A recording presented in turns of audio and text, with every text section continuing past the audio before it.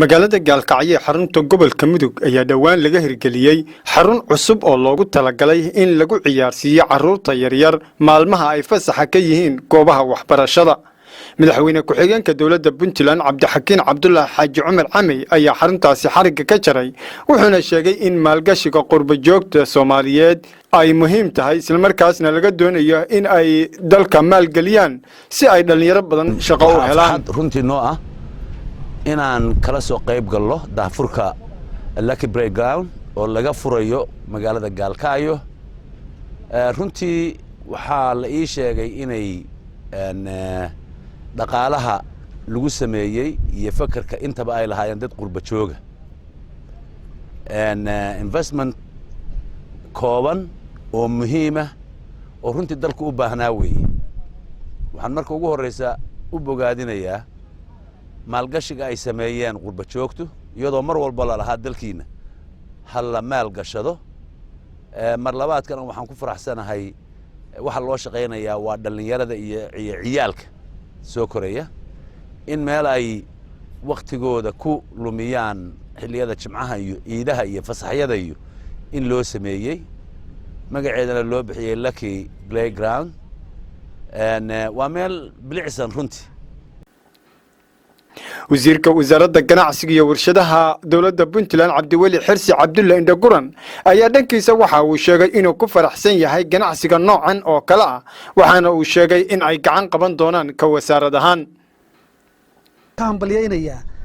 ganacsigu ma ahan raashinka iyo xoolaha la dhoofiyo iyo raashinka la keeno.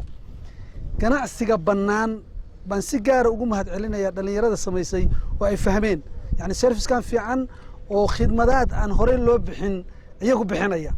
waayo waxayna soo arkaynaa duplicate ama wax isdul saaran raashinkii oo la keeno iyo xoolihii oo la dhoofiyo kaliya ayaa dadkii ganacsiga u arkeen. laakiin noocyadan ganacsiga oo adduunyada ka jira oo casriga ah oo aan dadkeennu aqoon oo ay u yaqaanaan inuusan ganacsi ahayn dhalinyarada ku fakartay ayaan si gaar ugu mahadnaqayaa. inta kale waxaan la wadaagaa madaxweynaha sidii fiicnayd oo aad wax u qabateen waa hambalyo wixii dawladda xaggeeda ku aadan insha Allah way la garab istaageynaa.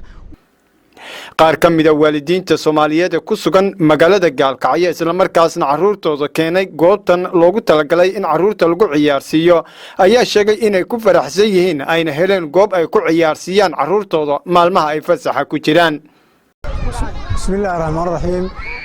magacaygu waa Mustafa Yuusuf Cabdikariin kamid ah waalidiinta meesha booqatay yimid. aad baan ugu faraxsanahay magaalada aad bay wax badan ugu soo kordhisay. magaaladu waxa weeye aad bay mar hore ugu baahnayd horumarkan iyo ciyaalka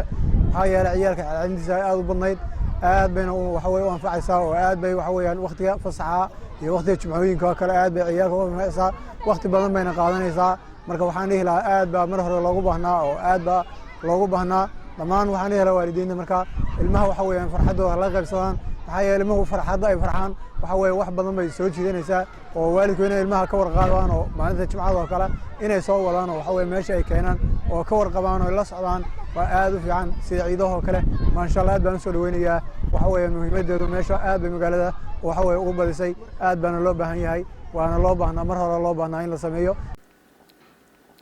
sidoo kale qaar ka mid ah carruurtii goobtaasi la keenay ayaa iyagoo la hadlaya TV-ga dawladda Jubbaland waxa ay sheegeen ama ay ka hadleen waxyaabihii ay ka heleen goobtaasi ee ka xiise geliyay.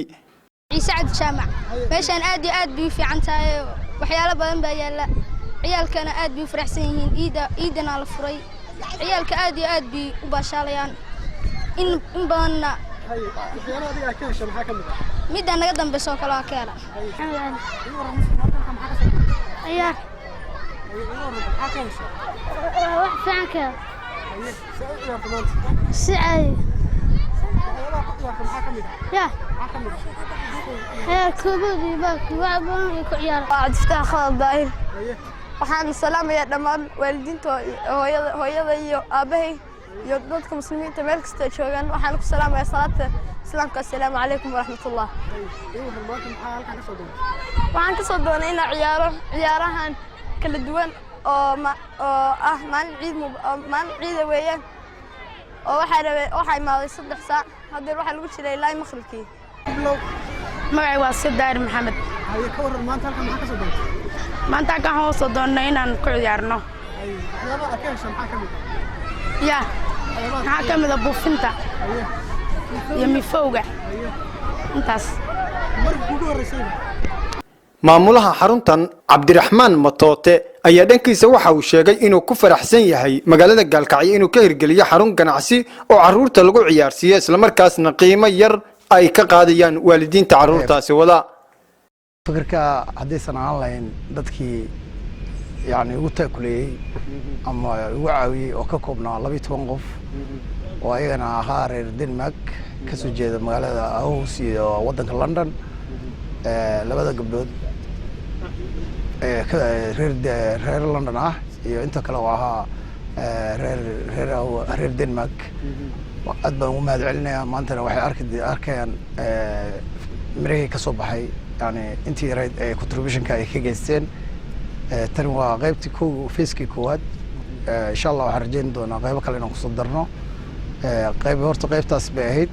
غيبة كلا واد أركيسين وحا كشقة هلاي ده ديجان كل شيء أما ديجان كمقالة قبل كم دقن قال كايو وإلا يافرت وانقفة قار ولي كم قناعين كاميرا كم قناعين قبلها كجيران وما هذه لهي وبلو waxaan rajeen doonaa guul waliba waxa aad ugu mahadcelinayaa Mukhtaar iyo dadkii markii saxaafadda reer Gaalkacyo hadii aan la radio Gaalkacyo Jubaland TV idaacadaha inta kale aad baan ugu mahadcelinayaa sida wanaagsan ee sharafta leh markii noo khidmad la'aanta ay noogu takuleeyeen inay bulshadooda ay gaarsiiyaan waxqabadka ama ku soo kordhay magaalada Gaalkacyo fursaddan waxay ahayd fursad bannaan loogana baahnaa dalka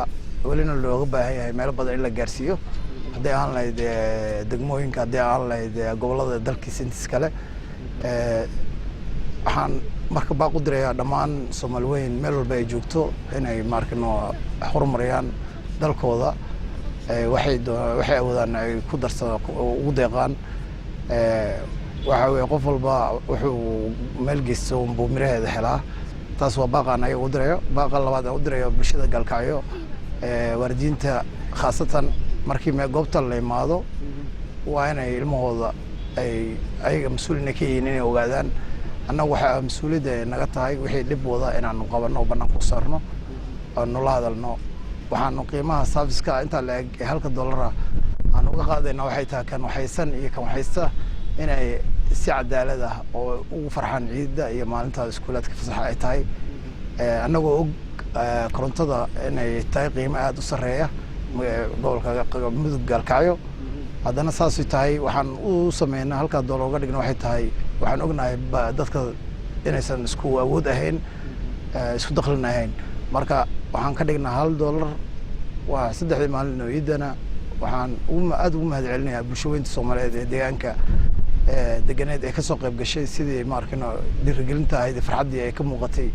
waxaan ahayd aniga iyo inta staffka Lucky Playground waxay ahayd farxad iyo dhammaan bulshooyinka reer Gaalkacyo ayaa laftigooda waxay ahayd farxad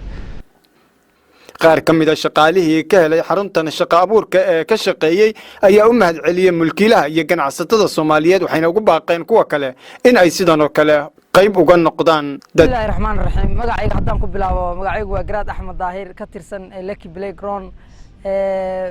Jubaland TV aad baa u mahadsantiin saa noo soo booqateen ugu horeyn waxaan u mahadcelinayaa Allah subhanahu wa ta'ala marka labaad maxamed Matooto oo Cabdiraxmaan Matooto oo ahaa fikradda ninka iska lahaa oo yar qurbaawi ahaa oo fariin waxay u tahay dadka qurbaha jooga maanta inay dalkooda ay maal gashadaan dalka ayaga iska leh wadamada ay joogaan ma laha inay ku daydaan maxamed Matooto oo kale Cabdiraxmaan Matooto soo u sameeyay galoonkan caalamiga ah dhalinyarada Soomaaliyeedna ay u tahay fursad shaqo bannaan qof walba dalkiisa iska leh Soomaaliya waxay ku maamaadaa hadii lagu sheegana waa la magacaygu waa Axmed Cabdi Yuusuf oo kamid ah shaqaalaha garoon Lucky Playground oo marka hadal badan haan ma buuxiyo baa la yiri wixii hadal aan oran lahaa oo dhan waxa yihiin walaalkay Garaad baa yiri aad iyo aad baan ugu mahadcelinayaa Allah subhanahu wa ta'ala marka aad waxaan ugu sii mahadcelinayaa ninkii fikraddan keenay oo Cabdiraxmaan Matooto